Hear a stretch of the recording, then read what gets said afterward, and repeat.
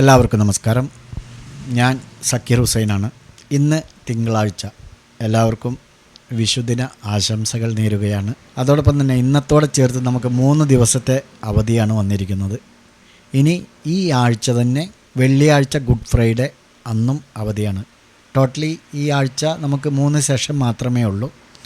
അതുകൊണ്ട് തന്നെ ഒന്നുമില്ലെങ്കിൽ ഹൈ വോളറ്റൈലിറ്റി പ്രതീക്ഷിക്കാം, അല്ലെങ്കിൽ ഒരു സൈഡ് വേ പ്രതീക്ഷിക്കാം. മൈക്ക് സ്റ്റാൻഡിൽ കുത്താനുള്ള ആ ഒരു മടി കൊണ്ടാണ് കൈ പിടിച്ചിരിക്കുന്നത്, ക്ഷമിക്കുക.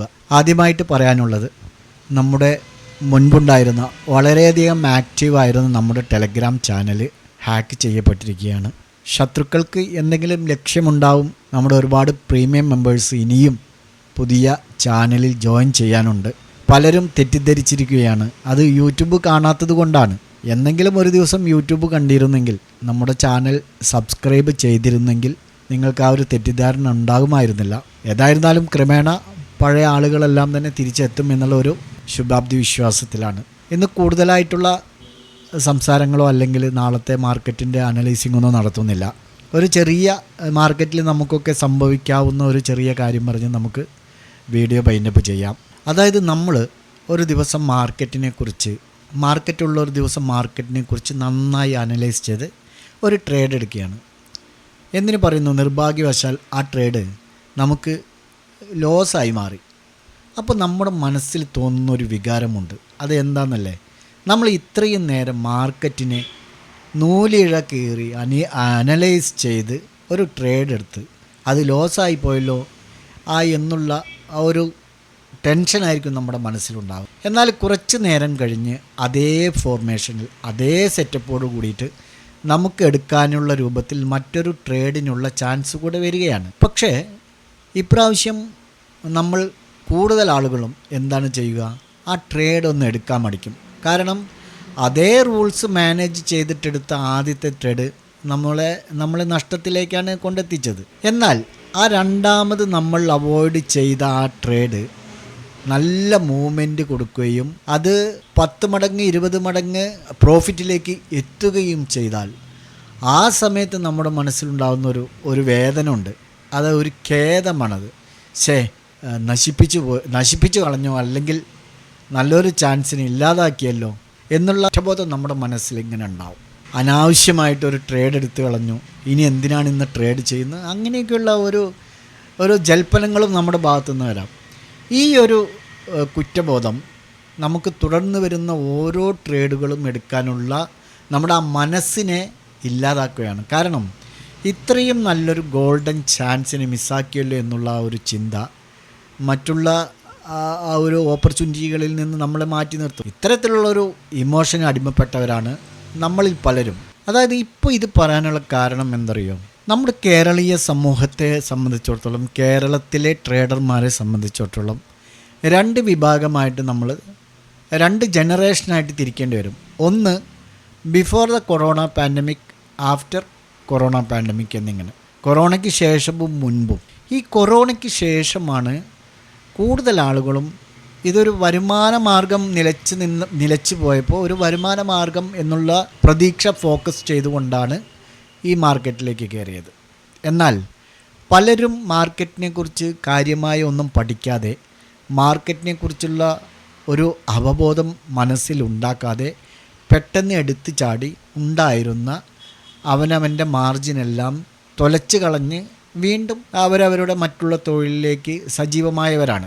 എന്താണ് അത് സംഭവിച്ചത്? തീർച്ചയായും നമുക്കത് ഒറ്റവാക്കിൽ പറയാം, മാർക്കറ്റിനെ വേണ്ട വിധം പരിചയപ്പെടാത്തത് കൊണ്ടാണ്. എന്താണ് സ്റ്റോക്ക് മാർക്കറ്റ്, എന്താണ് ഓപ്ഷൻ ട്രേഡിങ്, എങ്ങനെയാണ് ഇതിൽ നിന്ന് പ്രോഫിറ്റ് ഉണ്ടാക്കുക, ഇതിലുള്ള സ്ട്രാറ്റജികൾ എന്താണ്, അല്ലെങ്കിൽ ഇതിൽ എന്താണ് പഠിക്കാനുള്ളത് എന്നുള്ള യാതൊരു കാര്യങ്ങളും ഒന്നും അറിയാതെ കേവലം യൂട്യൂബ് വീഡിയോകളൊക്കെ കണ്ടിട്ടും, അല്ലെങ്കിൽ ടെലഗ്രാം ചാനലുകളിലൂടെ ജോയിൻ ചെയ്തും, അല്ലെങ്കിൽ അവനവനെ ഇഷ്ടപ്രകാരം ഇതെന്താ വാങ്ങുക വിൽക്കുക അത്രയേ ഉള്ളൂ എന്നുള്ള ആ ഒരു ചിന്തയോട് ഒരു ഡിമാറ്റ് അക്കൗണ്ട് എടുത്ത് അത് വാങ്ങലും വിൽക്കലും എല്ലാ തരത്തിലും അവസാനം ലോസായി പോയവരാണ് ഈ ട്രേഡ് നിർത്തിയവർ. ബാക്കിയുള്ള തുച്ഛമായ ആളുകൾ, അതായത് മാർക്കറ്റിനെ വളരെയധികം ഗൗരവത്തോടെ അവനവൻ്റെ തൊഴിൽ എന്നുള്ള രീതിയിൽ സമീപിച്ചവർ ഇന്നുമുണ്ട്.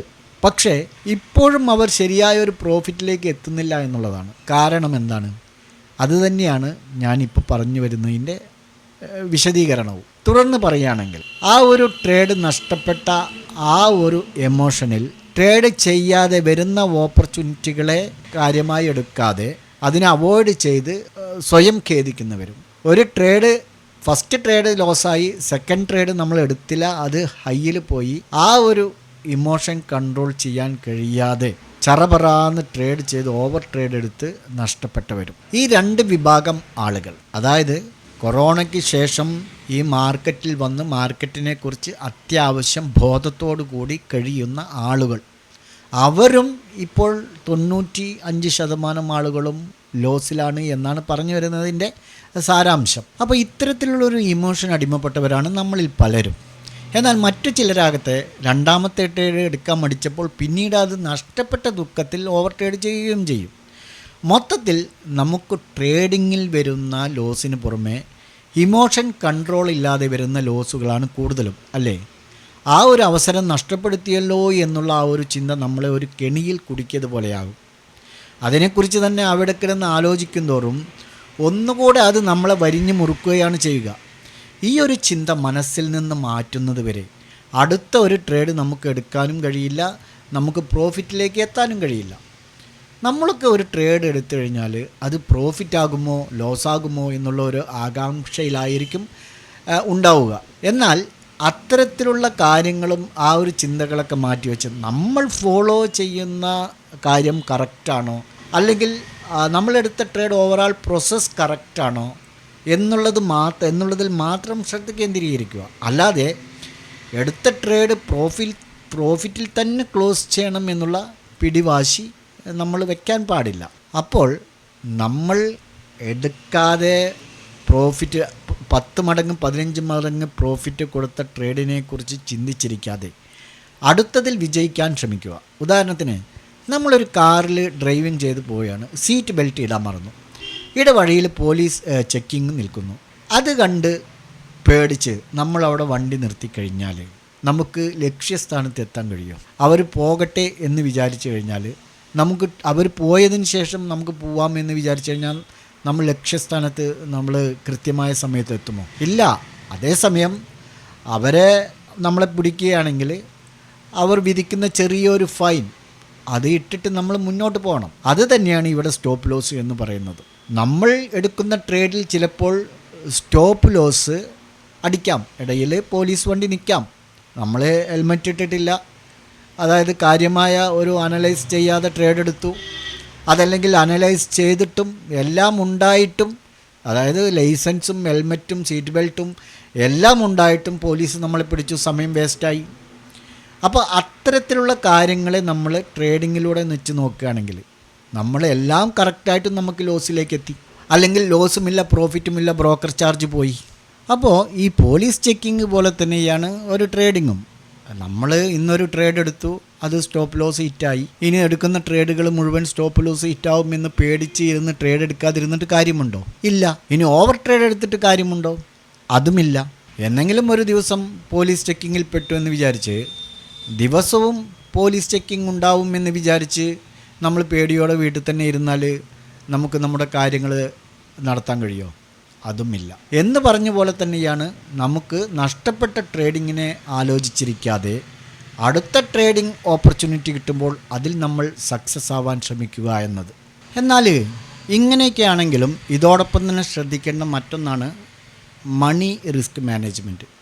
ഓരോ എൻട്രിക്കും നമ്മൾ കൃത്യമായി റിസ്ക് മാനേജ്മെൻറ്റ് ചെയ്ത് സ്റ്റോപ്പ് ലോസ് വെച്ചാൽ ഒരിക്കലും നമുക്ക് ഇത്തരത്തിലുള്ള ഇമോഷനോ പാനിക്കോ ആവേണ്ടതില്ല.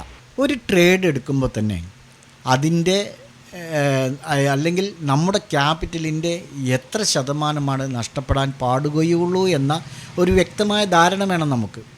അപ്പോൾ അഥവാ ആ ട്രേഡ് സ്റ്റോപ്പ് ലോസ് ഹിറ്റായാലും നമ്മൾ കൂടുതൽ പാനിക്കാവാൻ സാധ്യതയില്ല. കാരണം ആ നഷ്ടം നമ്മൾ മുൻകൂട്ടി പ്രതീക്ഷിച്ച് വെച്ചു. എന്നാൽ stop loss, risk management, money management ഇതൊന്നും ശരിയായ രൂപത്തിൽ ഫോളോ ചെയ്യാതെ ചന്നം ഭിന്നം ട്രേഡുകൾ എടുത്താൽ നമ്മൾ പാനിക്കായി പ്രതീക്ഷിക്കാത്തത് നടക്കുകയും നമുക്കെല്ലാം നഷ്ടപ്പെടുകയും ചെയ്യും. മൊത്തത്തിൽ ട്രേഡിങ്ങിനെ സംബന്ധിച്ചിടത്തോളം ലാഭവും നഷ്ടവും ഉണ്ടാകും. എന്നാൽ ബിസിനസ് ചെയ്യുന്നവർ എല്ലാവരും തന്നെ നഷ്ടത്തെക്കാളുപരി ലാഭമാണ് ഉണ്ടാക്കുന്നത് അല്ലേ? ലാഭം ഉള്ളത് കൊണ്ടാണല്ലോ അവർ വീണ്ടും വീണ്ടും ആ തൊഴിൽ തന്നെ ചെയ്യുന്നത്. ഒരു കച്ചവട സ്ഥാപനമാകുമ്പോൾ ചിലതൊക്കെ കേടുവന്നും ഉപയോഗശൂന്യമായുമൊക്കെ കുറച്ചൊക്കെ നഷ്ടം വരാം എന്ന് മനസ്സിലാക്കി കൂടുതലും കേടുവരാതെ നോക്കി കച്ചവടം ചെയ്യാൻ ശ്രമിക്കുകയാണ് വേണ്ടത്. അല്ലാതെ നമ്മൾ കൊണ്ടുവന്ന് വയ്ക്കുന്നതെല്ലാം കേടുവരും എന്ന് വിചാരിച്ച് പേടിച്ച് കച്ചവടം ചെയ്യാതിരിക്കാൻ കഴിയുമോ?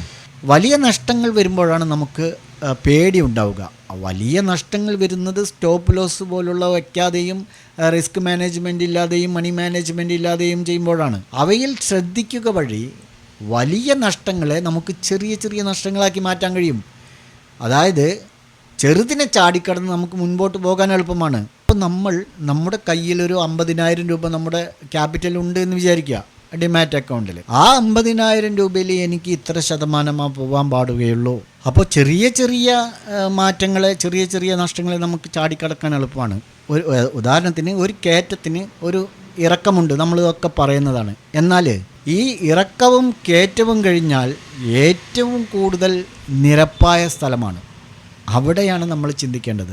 ആ നിരപ്പായ സ്ഥലത്തിലൂടെ വളരെ വേഗത്തിലോ അല്ലെങ്കിൽ മിതമായ സ്പീഡിലോ നമുക്ക് നമ്മുടെ ലക്ഷ്യസ്ഥാനത്തിലേക്ക് എത്താൻ കഴിയും. എല്ലാവർക്കും ഉദാഹരണ സഹിതം പറഞ്ഞ കാര്യങ്ങൾ വ്യക്തമായി കാണുമെന്ന് വിചാരിക്കുകയാണ്. എന്തെങ്കിലും സംശയങ്ങളുണ്ടെങ്കിൽ താഴെ നമ്മുടെ ടെലഗ്രാം ലിങ്കുണ്ട്, നിങ്ങൾ അതുവഴി ജനറൽ ഗ്രൂപ്പിൽ ജോയിൻ ചെയ്യുക. അവിടെ നമ്മുടെ പേഴ്സണൽ ID ഉണ്ട്, അതുവഴി നമ്മൾ പേഴ്സണലായിട്ടും കോൺടാക്റ്റ് ചെയ്യാം. നിങ്ങൾ ഞങ്ങളുടെ നേരത്തെ പ്രീമിയം മെമ്പറായിരുന്നെങ്കിൽ ഫോറക്സിലും കമ്മോഡിറ്റിയിലും പെയ്ഡിലും അതായത് ഓപ്ഷനിലും നിങ്ങൾക്ക് ജോയിൻ ചെയ്യാം. കൂടാതെ ജനറൽ ഗ്രൂപ്പിലും നമ്മൾ അത്യാവശ്യം കാര്യങ്ങളൊക്കെ ചർച്ച ചെയ്യുന്നുണ്ട്. എല്ലാവരും ജോയിൻ ചെയ്യാൻ ശ്രമിക്കുക. പഴയതുപോലെയുള്ള പൂർണ്ണ സഹകരണവും പിന്തുണയും നിങ്ങളുടെ എല്ലാവരുടെ ഭാഗത്തുനിന്നും ഉണ്ടാവണം എന്ന് അഭ്യർത്ഥിച്ചുകൊണ്ട് ഈ വീഡിയോയുടെ വൈൻഡപ്പ് ചെയ്യുകയാണ്. എല്ലാവർക്കും ഒരിക്കൽ കൂടി വിഷുദിന ആശംസകൾ.